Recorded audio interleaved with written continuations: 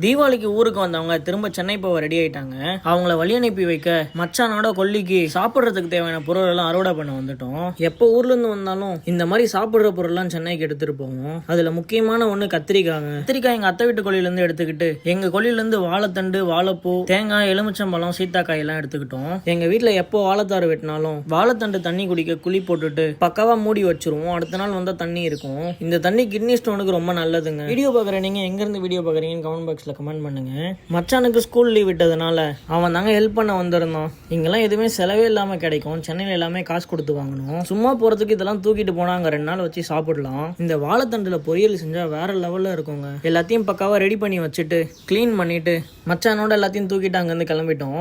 Video பாக்குற நீங்க விவசாயம் முடிக்கணும் கிரீன் கலர் ஹார்ட்டை கமெண்ட் பாக்ஸ்ல தட்டி விட்டு போங்க. சென்னையில இருந்து எப்போ ஊருக்கு வந்தாலும் அங்க இருக்கிற பொருளை இங்க கொடுத்து அனுப்புறதுக்கு மூட்டை கட்டி அனுப்பிச்சு விட்டுருவாங்க. இப்போ கிளம்புறதுனால நாங்க மூட்டை கட்டுறோம்.